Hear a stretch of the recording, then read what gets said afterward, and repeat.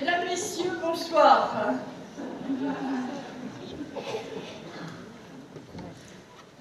Cette nuit, j'ai fait un rêve merveilleux et ambitieux. Vous voulez savoir lequel? Je me présentais aux prochaines élections présidentielles. Moi, présidente.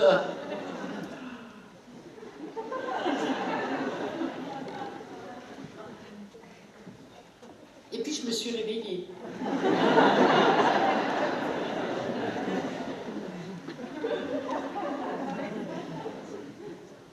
Taraudée par une question. Si nous étions fiers d'être citoyennes et citoyens français, on rit moins. À y regarder de près, quand je constate le nombre de manquements à l'exercice des droits et libertés des femmes, j'en doute. Les faits sont là, identifiés et têtus. En 2021, 113 femmes sont mortes des coups de leur conjoint ou ex-conjoint, soit un féminicide tous les 3 jours, ou presque. Et à l'heure où je vous parle, on en enregistre déjà 3, voire 4. Bien que les réseaux sociaux ne soient pas la justice, grâce au hashtag, les femmes sortent du silence, faisant part d'une explosion du nombre de plaintes pour violences sexuelles. Depuis que le 3919 existe, l'afflux des signalements pour risques et mise en danger d'autrui font que les centres d'appel sont débordés et ces mêmes centres nous remontent que ces appels font partie que de la partie visible de l'iceberg. En 2021, nous n'avons jamais autant recensé de femmes victimes de violences économiques, physiques et psychologiques, des femmes sans domicile fixe ou en situation d'émigration, ou bien encore souffrant d'addiction, quand on ne parle pas de grande précarité et de mise en danger. Savez-vous qu'en 2022, il existe encore des territoires de la République, les moins avantagés du reste, où les situations d'hébergement d'urgence n'existent quasiment pas. Alors, je me suis posé cette seconde question. Que représente pour nous, vous et moi, la notion de progrès en matière d'exercice du droit à la sécurité pour les femmes? Et en me réveillant, j'avais aussi au même moment cette petite voix de Simone Veil qui disait « Le bonheur, c'est quand on n'a pas faim, quand on n'a pas froid, mais surtout quand on n'a pas peur quand quelqu'un vient frapper à sa porte.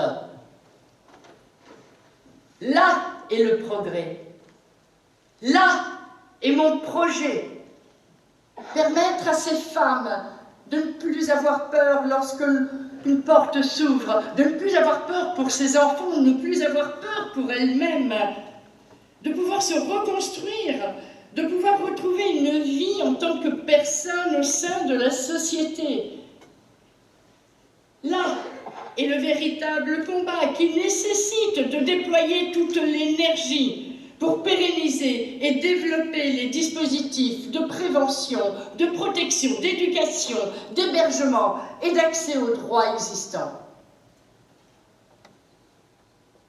Moi, présidente, quelles seraient mes priorités pour servir un tel projet? Là est la troisième question, la plus basique certes, mais la plus pertinente. les principes de réalité et de cohérence les imposent tout naturellement. Aussi noble soit la cause et utile et grand le projet, il n'est rien sans son indispensable serviteur qu'est le budget. Certes, les rapports, les enquêtes, les études sont nécessaires et permettent d'avoir une vision de comment appliquer les textes.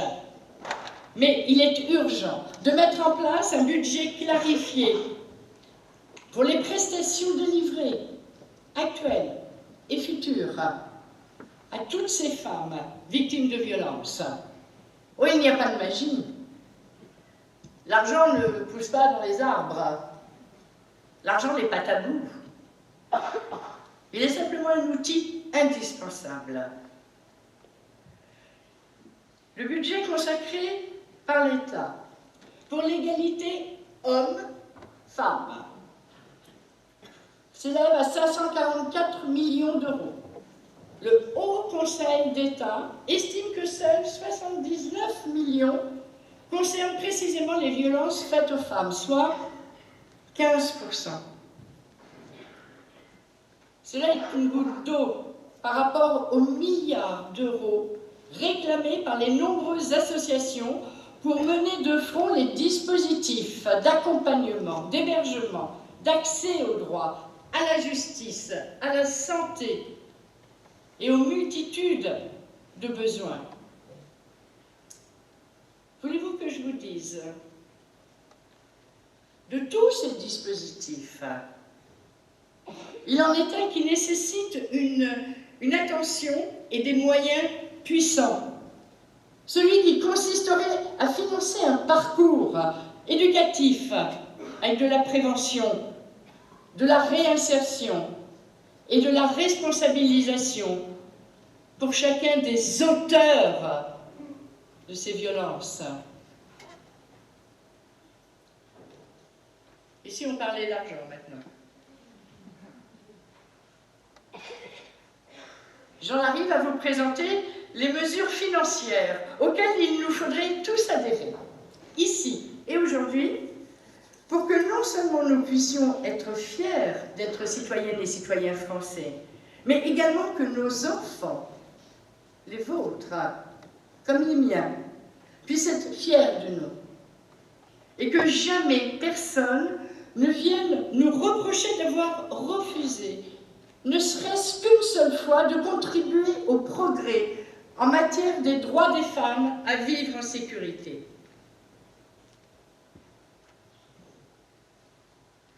Et si nous sortions du rêve? Il faut bien qu'à un moment, aux mots succèdent les actes, et que l'on cesse de se payer de paroles, et que mes propositions servent les associations qui opèrent quotidiennement auprès de ces femmes victimes. Savez-vous que les femmes commencent à travailler bénévolement à partir du 3 novembre jusqu'au 31 décembre? Aussi, au nom de l'égalité hommes-femmes, je propose que la masse salariale masculine, pendant cette même période, soit redistribuée.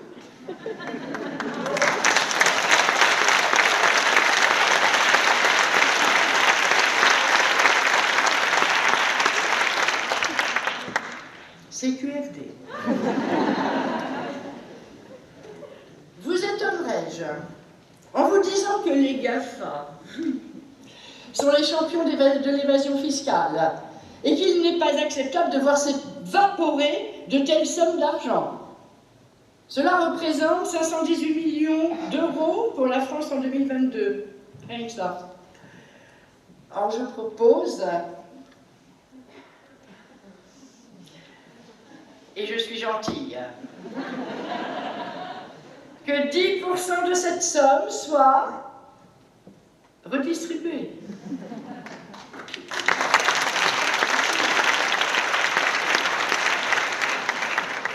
La défiscalisation des dons n'est pas équitable.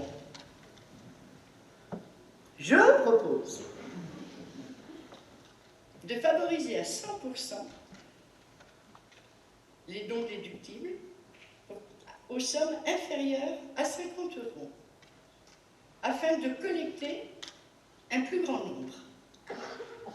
Plus que jamais, l'argent reste le nerf de la guerre, qui consolide la capacité d'action, car sans subvention, sans moyens et partenaires financiers, toute l'énergie humaine investie est vaine, sans relâche. Il est indispensable de trouver des alliés dans le monde de la finance, des entreprises, des mécènes, et de s'appuyer sur les médias par des actions de sensibilisation à travers les arts, les expositions, les concerts, les sports, afin de diversifier les dons. Là sont les enjeux de mon projet, pour qu'enfin chaque femme, chaque enfant, délivrés de leur bourreau, retrouve la sécurité, la liberté, l'estime de soi, la confiance et le goût de vivre. Alors, mesdames et messieurs, ma conclusion tient en 2 mots. Soutenez-nous!